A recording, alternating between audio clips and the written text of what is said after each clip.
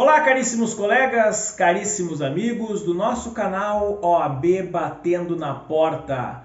Hoje o nosso tema é para falar de possíveis conteúdos a serem pesquisados, abordados para fins de trabalho de conclusão de curso, de graduação ou até mesmo de monografia para curso de especialização. E vamos abordar, já abordamos na semana passada o direito material do trabalho, agora vamos abordar o direito processual do trabalho.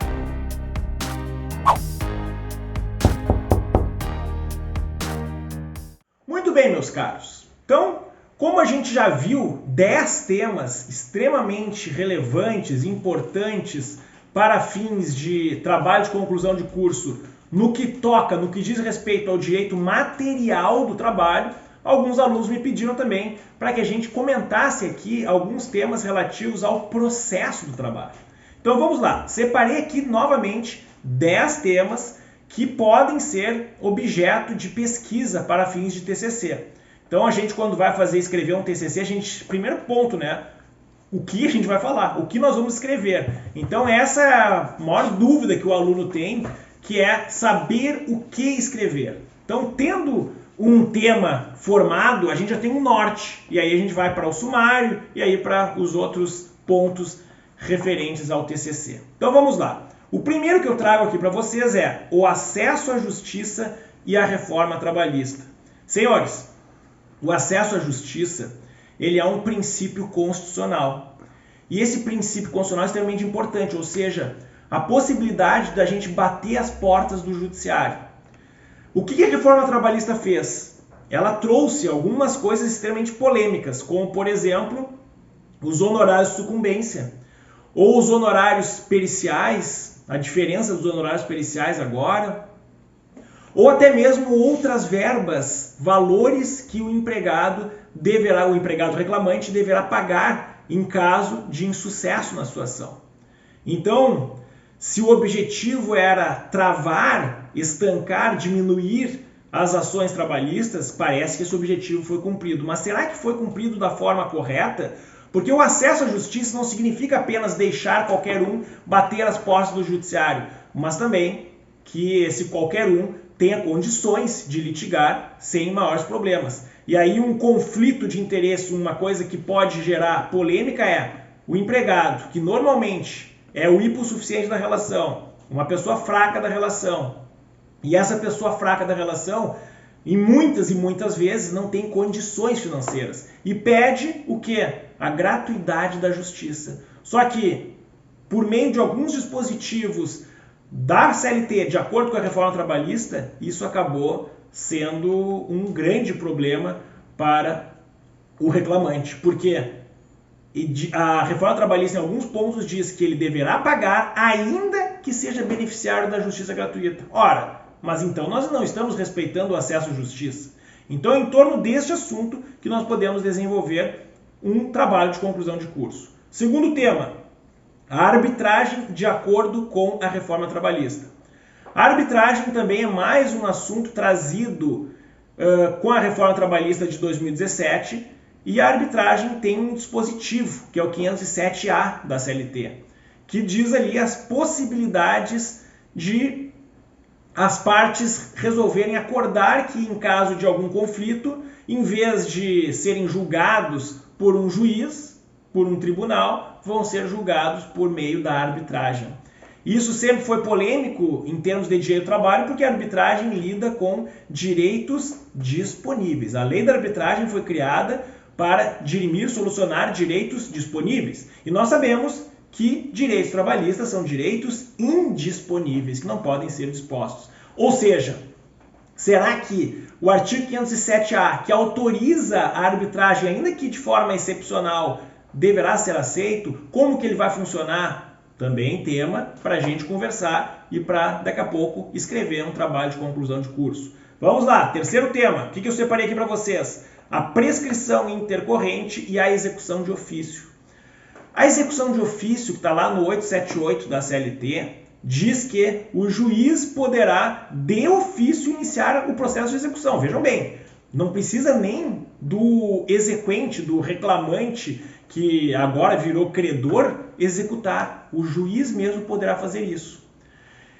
Se o exequente não fizesse isso, poderia acontecer a prescrição intercorrente. E agora, com a reforma trabalhista, trouxe uma novidade no 878, ou seja, não é agora em qualquer situação que o juiz poderá executar de ofício, somente nos casos em que o empregado reclamante estiver desacompanhado do seu advogado, se estiver sozinho naquela ação, utilizando-se do jus postulante. Então é um tema que pode envolver a prescrição intercorrente e pode envolver também a execução de ofício. Tema também importante, relevante, para a gente abordar aí em um projeto de pesquisa e depois futuramente em um trabalho de conclusão de curso. Quarto tema, vamos lá. A desistência da ação trabalhista e o consentimento do reclamado. Mais uma novidade que nós temos aí da reforma trabalhista, senhores. Mais um dispositivo acrescentado com a reforma trabalhista de 2017. Ou seja, a desistência da ação, ela acaba ficando condicionada ao consentimento do reclamado. Será que isso pode? Será que isso é válido? E outra, e se daqui a pouco o juiz perguntar para o reclamado se ele aceita a desistência e ele simplesmente se omitir, como é que fica? Como que a gente encontra uma solução? Aplica-se subsidiariamente o CPC? Encontra uma outra solução? A omissão é como se ele estivesse aceitando? Como é que fica? Também tema importante para a gente escrever um TCC. Depois, quinto tema, a funcionalidade do processo de jurisdição voluntária. Como é que funciona? Como é que essa novidade foi inserida com a reforma trabalhista no processo de trabalho? Como que será o andamento disso na prática? Como é que ela está funcionando? Tema extremamente importante também. Depois, sexto tema, as hipóteses legais do inquérito judicial para apuração de falta grave. O inquérito judicial para apuração de falta grave nada mais é do que uma ação trabalhista movida pelo empregador para tentar despedir um empregado que tem estabilidade provisória no emprego. Só que, além disso, tem uma grande polêmica, porque o inquérito judicial ele não é para toda e qualquer hipótese de empregado com estabilidade no emprego. E aí a gente vai poder desenvolver o porquê disso. Por que algumas hipóteses, como dirigente sindical, precisam do inquérito e outras, como a gestante, que não precisa? Será que, por analogia, poderíamos aplicar o inquérito para a gestante e para o cipeiro, para outros que não têm essa previsão legal? Pergunta central que poderíamos colocar também num trabalho de conclusão de curso. Sétimo tema, senhores. A LGPD e o processo do trabalho. Nós vimos lá no vídeo da semana passada a Lei Geral de Proteção de Dados nas relações de trabalho, mas aí envolvendo o direito material. Só que isso aqui também é extremamente importante para fins de processo. Como que é o tratamento dos dados pessoais no processo do trabalho? Tema extremamente relevante e importante também, que a gente poderá abordar para um trabalho de conclusão de curso ou para uma monografia de especialização. Oitavo tema, a impossibilidade, entre parênteses, né? Possibilidade da prova emprestada no processo do trabalho. O que é a prova emprestada? É eu pegar uma prova que foi usada em outro processo e trazer para o que eu estou ajuizando a ação. Eu posso fazer isso? Pois é, nós temos uma súmula do TST que dá a entender que seria possível em última ratio, em último caso. Mas será que é verdade isso? Até que ponto isso não vai ferir a ampla defesa do reclamado? Será que o contraditório do reclamado? Será que podemos de fato utilizar a prova emprestada? Tema importante também que poderemos conferir. Nono tema, as comissões de conciliação prévia como forma de solução de conflitos. Essas comissões de conciliação prévia foram formadas para resolver conflitos de forma extrajudicial. São válidas? Sim. São muito bacanas, etc, etc. Solucionam conflitos? Sim. No entanto, a obrigatoriedade, que o STF já disse que é inconstitucional, é um tema polêmico que a gente pode ainda abordar, ainda é um tema que, digamos, atual, entre aspas, embora já tenha feito alguns anos aí dessa decisão do STF, mas podemos abordar como que elas funcionam, como é quantos empregados participam, empregadores, como ela é formada, composta essa comissão.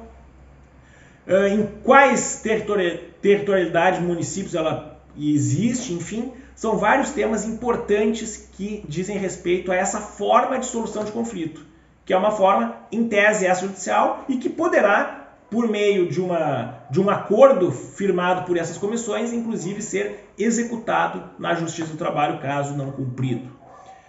E por fim, um 10º tema, o prazo de defesa do CPC, 2 pontos, aplicação no processo do trabalho. Senhores, nós sabemos que a nossa defesa, contestação e demais formas de defesa, elas têm uma previsão no 847 da CLT. Ou seja, a gente pode se defender principalmente em termos de contestação até o dia da audiência, inclusive de forma verbal, de forma oral, na própria audiência. Acontece que com a pandemia e as audiências telepresenciais e não mais presenciais, começaram-se a utilizar o prazo de 15 dias da defesa da contestação. Será que esse prazo deveria mesmo e deverá ser aplicado de forma subsidiária ao processo de trabalho? Ou isso aí estaria indo de forma contrária ao que diz o 769 da CLT? O 769 diz, nos casos omissos, a fonte subsidiária poderá, a fonte comum, que é o, via regra geral, o processo civil, poderá ser fonte subsidiária do processo de trabalho, desde que seja compatível com os princípios e normas do processo de trabalho. Agora, a CLT não é omissa. Como é que estão utilizando o CPC quando a CLT é clara no 847? Será que isso está correto? Não está? Deve continuar sendo aplicado? Tema importante, relevante, para a gente conversar também num trabalho de conclusão de curso. Ok, meus caros? Ficou com alguma dúvida sobre um dos temas? Faça um comentário ali que o mais breve a gente responde. Ou se tem alguma outra sugestão de tema bacana, coloca ali também, ficaremos muito agradecidos. Ok, meus caros? Grande abraço e até a próxima.